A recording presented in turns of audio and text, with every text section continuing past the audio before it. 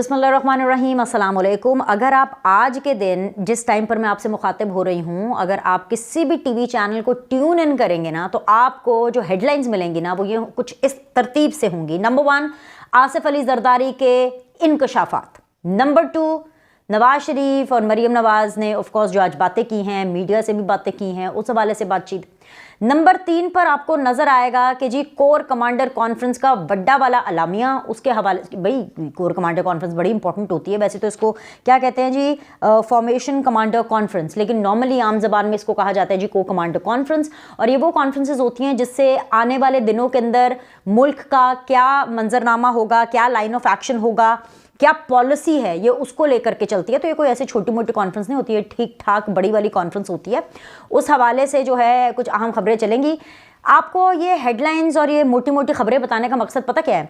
इस प्लेटफॉर्म के ऊपर तो आप बहुत ज़्यादा इमरान खान रिलेटेड खबरें देखते हैं। इस प्लेटफॉर्म के ऊपर तो हम बहुत ज़्यादा पाकिस्तान तहरीक इंसाफ को कवर करते हैं। मुझे लगता है कि मैं टेलीविज़न चैनल के ऊपर, जब मैं शो भी करती थी टेलीविज़न चैनल पे, तो तब भी मैं इतनी ज़्यादा पीटीआई सेंट्रिक खबरें नहीं कर रही होती थी जितनी मैं अब अपने इस प्लेटफॉर्म पे करती हूँ। और बाय द वे, खैर यहाँ से मुझे याद आया, बहुत जल्द अनकरीब आप मुझे एक और नए टेलीविज़न चैनल पर देखेंगे। वो ज़रा प्रोमो शोमो शूट हो जाए तो हम आपको बताते हैं कि फिर वो कौन सा चैनल है, तो फिर आप वो चैनल भी ट्यून इन कीजिएगा। लेकिन अभी आप ज़रा इस प्लेटफॉर्म के ऊपर मैं आपको बता दूँ कि भाईजान, यहाँ पर हम आपको बहुत ज़्यादा Imran Khan related, Pinki Peerni related, PTI related ये खबरें आपको दे रहे होते हैं। मगर आज वो दिन है जहां पर हेडलाइंस जो हैं वो आपको बाकी पार्टी से रिलेटेड नजर आएंगी, बाकी लीडरान से रिलेटेड नजर आएंगी, उन पार्टी मेंबर्स से, उन लीडरान के हवाले से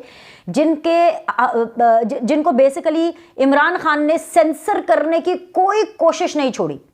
आज ये दिन है, मतलब ये अपने आप में एक बहुत बड़ी शर्मनाक चीज़ है। ये इमरान खान साहब को सोचना चाहिए बैठ करके।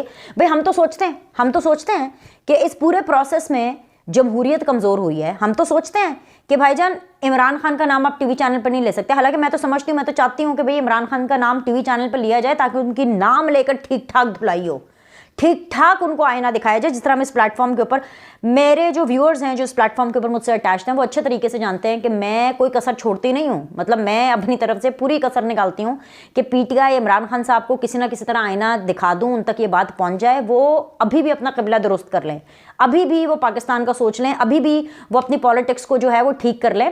लेकिन खैर जो उनकी मर्जी है, तो मैं तो चाहती हूँ टेलीविजन चैनल्स पर भी हो। लेकिन मेरी चाहत से क्या होता है, एक मेरी चाहत है, एक उन लोगों की चाहत है जो पाकिस्तान के ताकतवर तरीन लोग हैं और वो सारी ये पॉलिसीज़ बनाते हैं। तो इमरान खान किसी भी हेडलाइन में नहीं है, पीटीआई किसी भी हेडलाइन के अंदर नहीं है। और उसकी वजह यह है कि पीटीआई ने अपने दौरे हुकूमत में जिन लोगों के खिलाफ साजिशें की, उन्होंने कहा नवाज शरीफ ना चले, मरीम नवाज ना चले, सियासत भी ना इनकी चले, इनके बयान भी ना चले, इनके टिकर भी ना चले, आसिफ अली जरदारी भी मुल्क से बाहर चला जाए, ये सारा कुछ हो जाए। लेकिन आज वक्त वो है कि आज उन सब की हवा चल रही है और इमरान खान की हवा है tan tan fish fish fish. बड़ी खबरें हैं, बहुत ज़्यादा खबरें हैं, तो सारी तो इसी वीडियो के अंदर मैं नहीं दे सकती।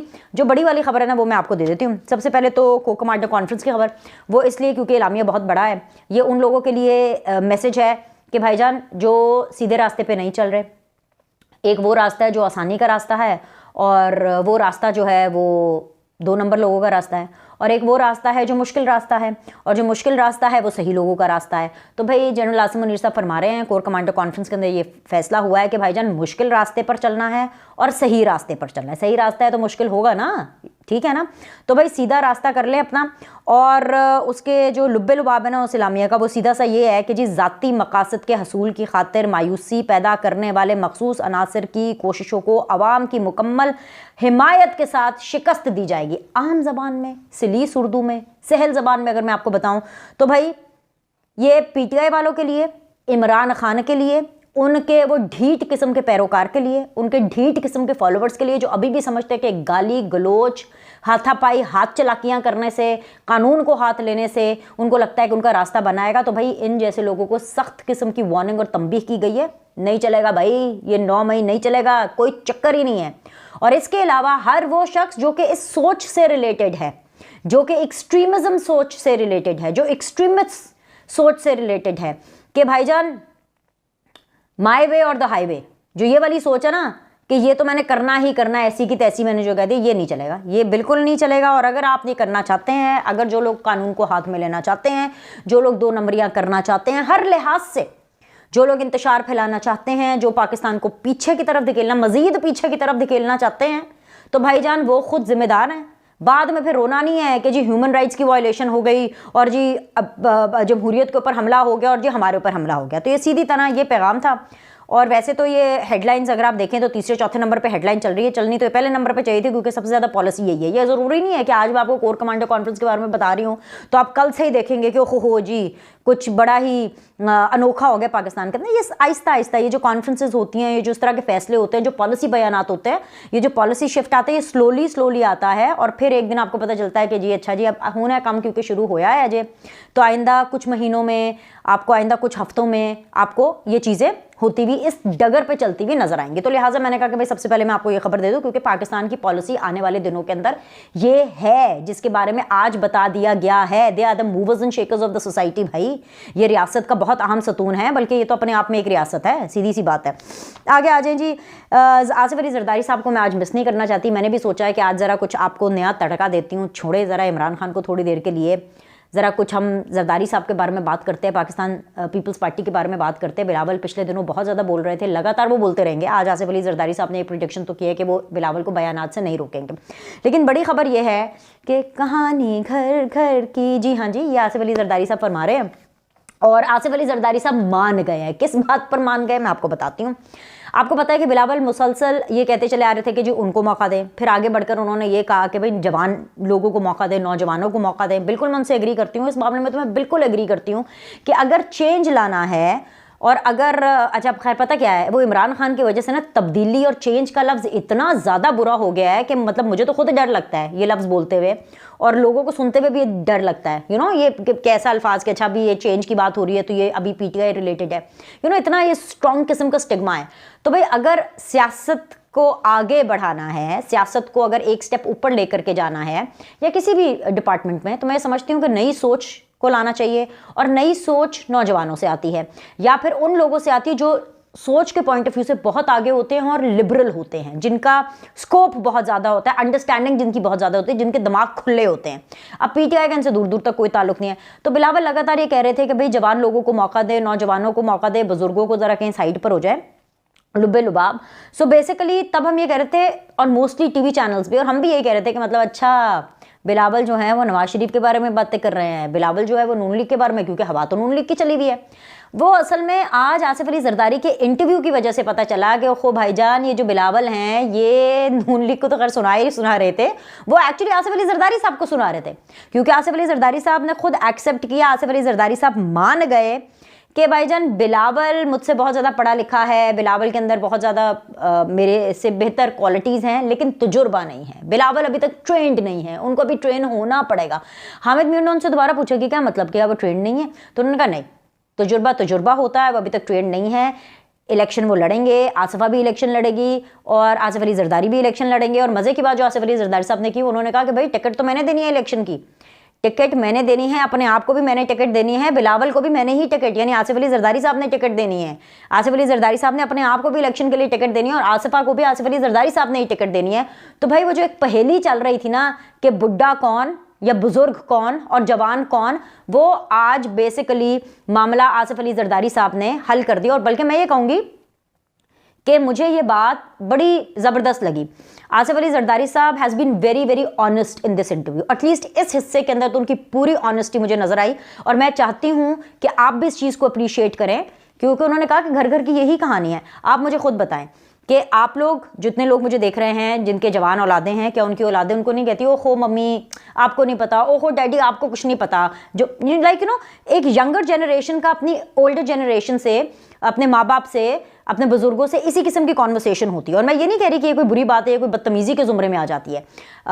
नॉर्मल फैमिलीज में, और ख़ास तौर पे वो एक नया लफ्ज़ इस्तेमाल होता है ना, generation Z, like this generation, वो खुल करके बात करती है। और इसीलिए मैं कह रही हूँ कि बिलावल यंग जनरेशन को रिप्रेजेंट करते हैं। ही हिमसेल्फ इज़ लाइक 35 और वो उस जनरेशन को रिप्रेजेंट कर रहे हैं जिसके अंदर वो अपने पेरेंट्स के सामने खुल करके बात कर सकते हैं। नो पापा आपको कुछ नहीं पता, अभी आपको कुछ सीखना है, या आप पुराने ख्यालात के हैं, अभी आपको नए ख्यालात के सीखना है। और जनरली ये घर घर की कहानी है। फ़र्क क्या होता है कि कुछ लोग बदतमीजी से इसका इजहार करते हैं जिसकी बेसिकली इजाज़त नहीं होनी चाहिए। क्या वो कहते हैं, बाइज्जत बामुराद, आपको इज्जत करनी चाहिए। और कुछ लोग जो हैं वो बड़े सटल तरीके से, अच्छे तरीके से इस चीज़ को करते हैं।